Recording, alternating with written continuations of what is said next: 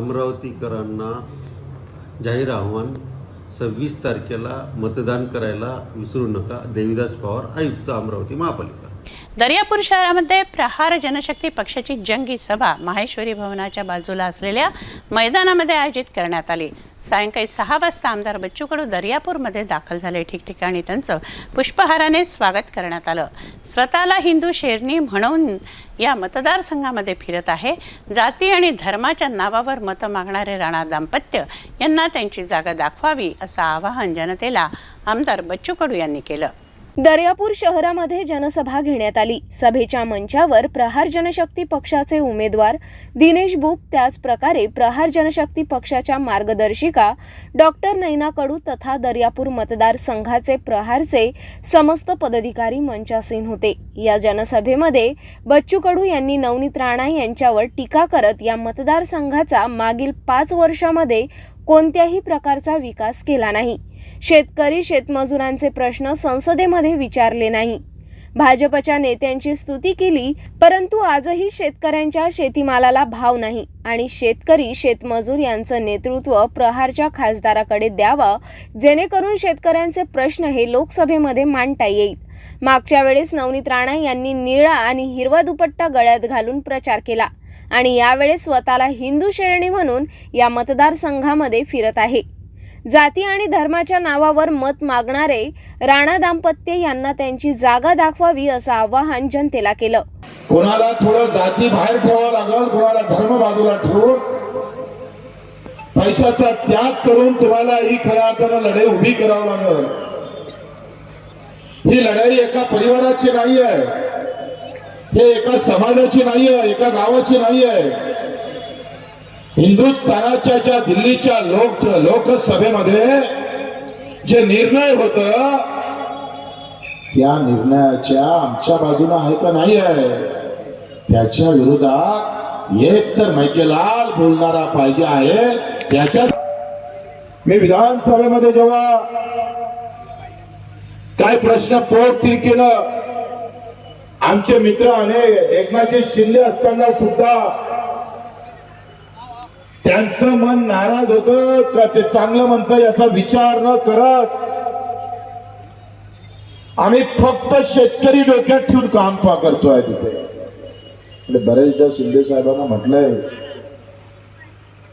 का बच्चू भाऊ पाहिजे, म्हटलं युती तुमची बाजू घेण्यासाठी आम्ही उभं नाही.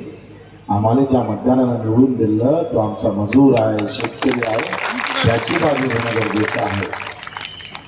आम्ही पक्षाचे शेतमजुराचे गुलाम राहू शकतो, तुमचे नाही राहू शकत. हे ठणकावून सांगणारा 288 पैकी असा आमदार होता का तो सांगत होता का अचलपूर एकही आमदार बोलायला तयार नाही आहे. बोलणं सोडा, पण असंही म्हणाले तयार नाही का अन्याय झाला म्हणून. म्हणजे हे का होतं, का धाडस करत नाही आमदार, तुम्ही लक्षात घ्या का त्यांना तिकीट पक्षाची घ्यायची असते. तुमच्या मतदानाचा विषय नाही आहे. तुम्ही तर बात तुम्हाला चिवत्या बनवते. त्याला माहित आहे पक्षाचा झेंडा आणि जातीचं नाव सांगितलं का लोक फानोफान होतात. तुम्ही सांगा का बरं असा आवाज उठवला नाही तुमच्या आमदारांनी, जे खास करून मागासवर्गीय मधून येतात, ज्यांच्या समाजामध्ये ही गरिबी आणि घरकुलाचे प्रश्न जास्त आहे, ते सुद्धा सभागृहात बोलू शकत नाही. कारण पक्षाची गुलामी आहे, तुमची नाही. तुमची गुलामी असते, आम्ही पाहतोय त्यांची लाज काढून ठेवली असती, हे लक्षात ठेवा. त्या पद्धतीनं आपण पाहतोय. तर आज जर या 75व्या वर्षामध्ये शिक्का मारणारे लोक बटन दाबा म्हणते, पहिले शिक्का मागत होते, आमच्या चिन्हावर शिक्का मारा म्हणत होते, आता बटन दाबा म्हणते. म्हणजे बॅलेटचं मशीनवर काम आलं. तुमच्यात काय बदल झाला, तुमच्या आयुष्यात काय बदल झाला 75व्या वर्षामध्ये? काल परवा देवेंद्रजी इथं आले होते. ते अभ्यासू आणि कणखर नेतृत्व म्हणून त्यांची विदर्भात ओळख होती. पण एक प्रश्न, एकाय शेतकऱ्यानं विचाराचं धाडस केलं नाही, याची खंत आहे आम्हाला, याची खंत आहे. अरे 24व्या वर्षी भगतसिंग शहीद होतं आणि आझादी मिळण्यासाठी एक एक पाऊल टाकतं. इथं शेतकरी सुद्धा एक प्रश्न विचारायला तयार होत नाही. जो भाजपचा शेतकरी आहे किमान त्यानं तर म्हणाले पाहिजे होतं का देवेंद्रजी तुरीले भाव नाही, यशोमती ताई कापसाले भाव काँग्रेसनं कधी दिला सांगा ना एखादं वर्ष. का माळी समाजाच्या 2 गाड्या, पाटील समाजाच्या 2 गाड्या, तेली समाजाच्या 2 गाड्या, धनगर समाजाच्या 2 गाड्या, भोई समाजाच्या, उरलेल्या मुस्लिम समाजाच्या देत ना. शेतकऱ्याची गाडी आली काय कोणाच्या घरी? शेतकरी मग फायदा बे भावा, शेतकरी मग ते तर मेले, जिवंत कुठे आहे? एक तो मुस्लिम खतरे में है, नहीं तो हिंदू खतरे में है. अबे सालो, ना मुस्लिम खतरे में है ना हिंदू खतरे में है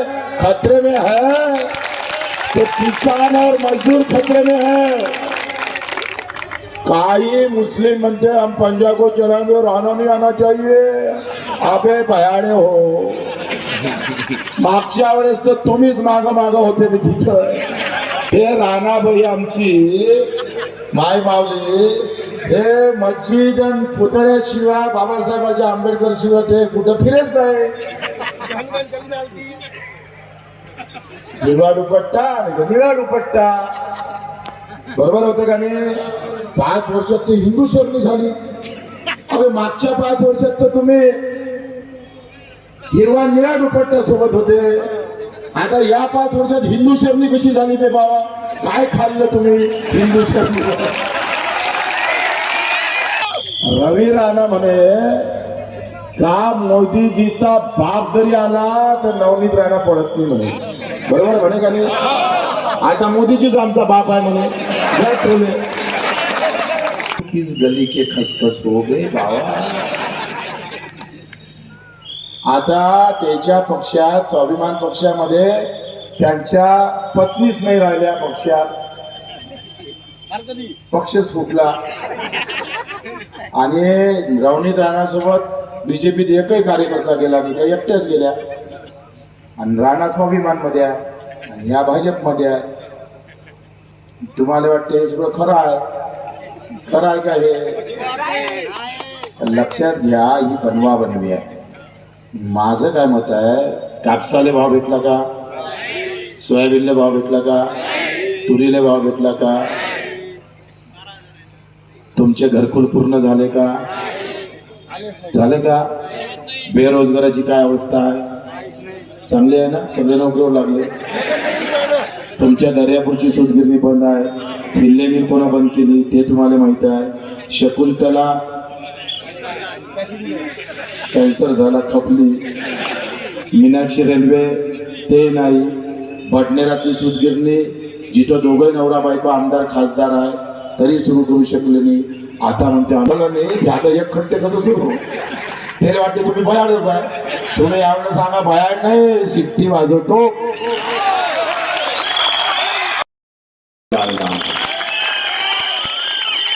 मजदूर के लिए लड़ते हैं,